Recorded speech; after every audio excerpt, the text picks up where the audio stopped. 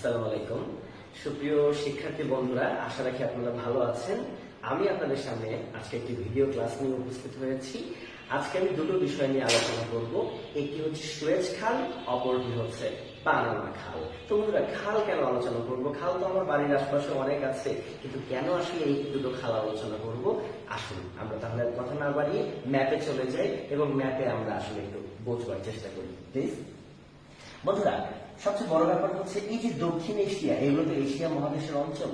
এই যে দক্ষিণ এশিয়ার যে দেশগুলো রয়েছে, হ্যাঁ, এই দেশগুলো থেকে ইউরোপ, এগুলো তো ইউরোপ মহাদেশ, হ্যাঁ, এই দেশগুলো ইউরোপ মহাদেশে। তো আসলে এই দক্ষিণ এশিয়ার দেশগুলো থেকে বা দক্ষিণ পূর্ব এশিয়ার দেশগুলো থেকে ইউরোপের সাথে বাণিজ্য করা কিন্তু খুবই কঠিন ব্যাপার সমুদ্র পথে। একটা ব্যাপার দেখুন যে সাপোজ আমি বন্ধুরা থাইল্যান্ড থেকে বা মিয়ানমার, এই জায়গা থেকে আমি হয়তো ইতালিতে যাব, তাহলে আমাকে কি করতে হচ্ছে বন্ধুরা? দেখুন, আমি বঙ্গোপসাগর দিয়ে বা আমি ভারত মহাসাগর দিয়ে আমি করলাম কি, আমি জাহাজ নিয়ে কিন্তু বন্ধুরা এই যে লোহিত সাগরে ঢুকলাম। কিন্তু লোহিত সাগরে ঢুকে কি হচ্ছে, মিশরে বাধা পেয়ে যাচ্ছে। ঠিক আছে, মিশরে কি হচ্ছে, বাধা পেয়ে যাচ্ছে। তাহলে দেখেন বন্ধুরা, যে আমরা কিন্তু লোহিত সাগর দিয়ে ভূমধ্য সাগরে যেতে পারছি না। তার কারণ লোহিত সাগরে ঢোকার পরে মিশরে গিয়ে বাধা পেয়ে যাচ্ছে। তো আগে কি করতো?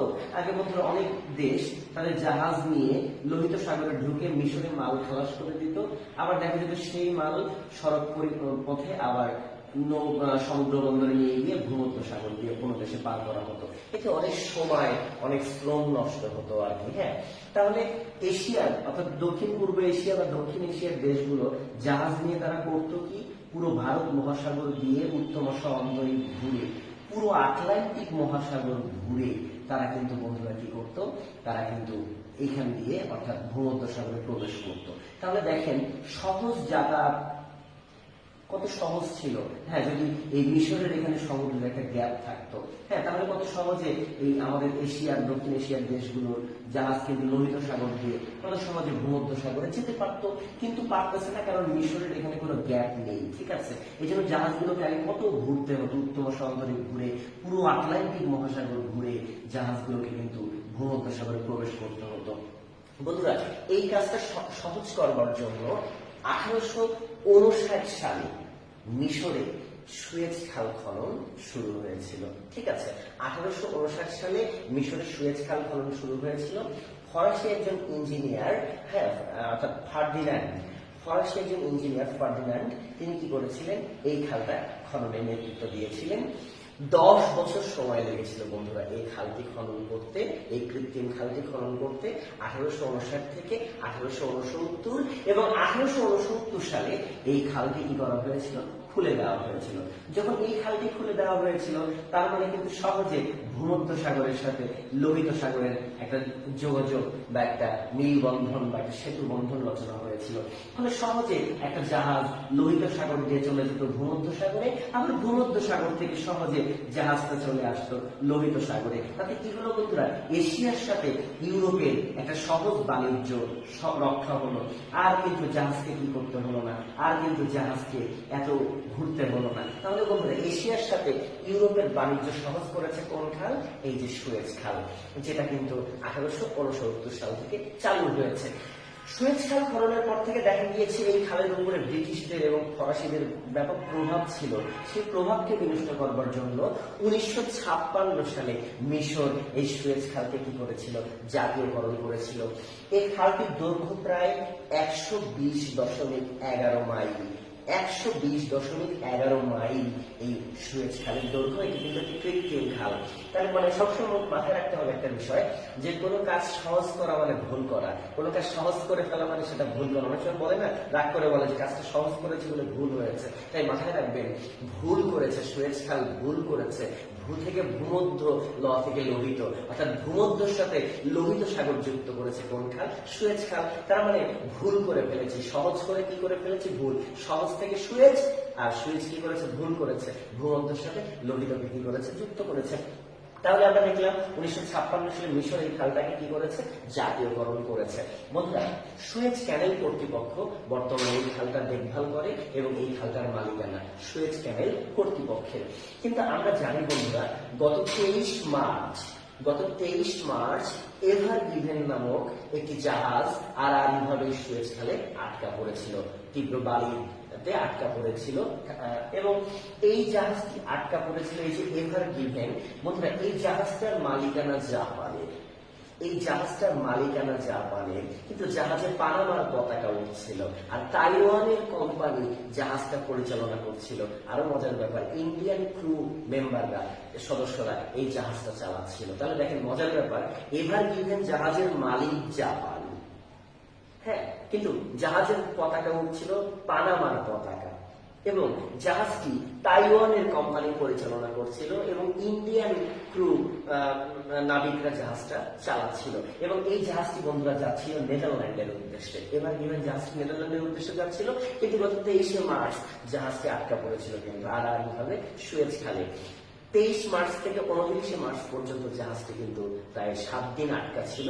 এই 7 দিনে প্রায় এই জাহাজের কারণে 450 জাহাজ মানে আটকা পড়েছিল, তাদের চলাচল কি হয়েছিল, ব্যাহত হয়েছিল।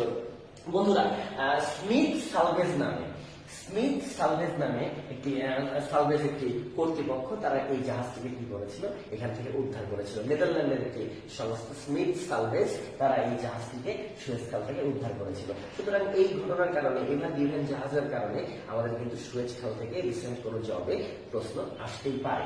তাহলে আপনারা দেখলেন বন্ধুরা যে এশিয়ার দেশগুলোর সাথে ইউরোপের সহজ বাণিজ্য রক্ষা করে কোন খাল? সহজ বাণিজ্য রক্ষা করে এই সুয়েজ খাল।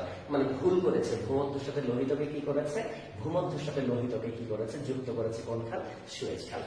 একইভাবে দেখুন বন্ধুরা, এটা উত্তর আমেরিকা মহাদেশ, এটি কিন্তু দক্ষিণ আমেরিকা মহাদেশ। এই উত্তর আমেরিকা মহাদেশ এবং দক্ষিণ আমেরিকা মহাদেশের মধ্যে সমুদ্রের কিন্তু কোনো গ্যাপ নেই, ঠিক আছে, সমুদ্রের কোনো গ্যাপ নেই। এতে করে বন্ধুরা দেখা যেত যে ওশেনিয়ার কোনো জাহাজ বা এশিয়ার কোনো জাহাজ যদি আমেরিকার ওয়াশিংটন বন্দর, বা যদি দেখা যেত যে এই ওশেনিয়া থেকে কোনো জাহাজ যদি ইউরোপের দিকে যেতে চাইতো, খুব সমস্যায় পড়তে হতো। দেখা যেত সেই জাহাজগুলোকে পুরো দক্ষিণ আমেরিকা মহাদেশ ঘুরতে হতো, ঠিক আছে, অনেক সমস্যা হতো। এই সমস্যার সমাধান করবার জন্য বন্ধুরা 1904 সালে পানামা আমরা জানি মধ্য আমেরিকার একটি দেশ পানামাতে কিন্তু একটা বন জঙ্গল ছিল। 1904 সালে সেই বন জঙ্গল কেটে পানামা খাল খনন করা শুরু হয়, এবং 1904 সাল থেকে 1914 সাল পর্যন্ত এই কৃত্রিম খাল খনন করা হয়েছিল কিন্তু বন্ধুরা পানামাতে। 1914 সালে পানামা খাল খনন সম্পন্ন হয়েছিল। পানামা খাল খনন সম্পন্ন হলে কি হয়েছিল বন্ধুরা, দেখুন যে সহজে আটলান্টিকের পানি ঢুকে গেল পানামা খালে, এদিকে প্রশান্তর পানি ঢুকে গেল পানামা খালে। তার মানে আটলান্টিক মহাসাগরের সাথে প্রশান্ত মহাসাগরকে যুক্ত করে দিল কোন খাল? এই কৃত্রিম খাল পানামা খাল, যেটি কিনা পৃথিবীর সবচেয়ে প্রশস্ত খাল। বন্ধুরা এটার দৈর্ঘ্য প্রায় 50 মাইল, যদি অনেকে 40 বলেন, কিন্তু ক্যারিবিয়ান সাগর এবং গভীরতা ধরে পানি ধরে দেখা যায় এটা 50 মাইল হয়। এবং মাথায় রাখতে হবে তাহলে একটি কথা, যে আটলান্টিকের সাথে প্রশান্ত মহাসাগরকে যুক্ত করেছে কোন খাল? পানামা খাল। এবং মজার ব্যাপার যে উত্তর আমেরিকা থেকে দক্ষিণ আমেরিকাকে পৃথক করে ফেলেছে কিন্তু পানামা খাল, হ্যাঁ। আর দুটো জলরাশিকে যুক্ত করেছে আটলান্টিকের সাথে কি? প্রশান্ত, ঠিক আছে, আটলান্টিকের সাথে কি? প্রশান্তকে, হ্যাঁ, অর্থাৎ আটলান্টিকের সাথে কাকে? প্রশান্তকে কি করেছে? যুক্ত করেছে কোন খাল? পানামা খাল।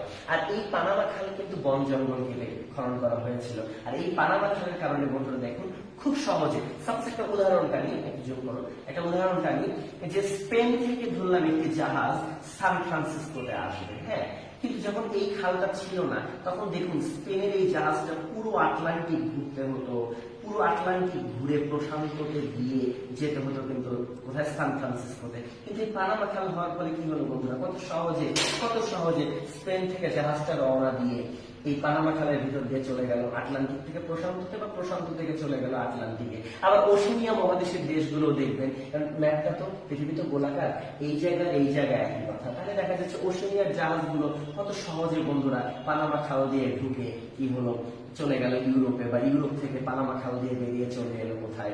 চলে এলো কিন্তু ওশেনিয়াতে, ঠিক আছে। তাহলে পুরো দক্ষিণ আমেরিকাকে জাহাজকে ঘুরতে হচ্ছে না। সুতরাং আমরা দেখতে পেয়েছি যে আটলান্টিকের সাথে প্রশান্তকে যুক্ত করেছে কোন খাল?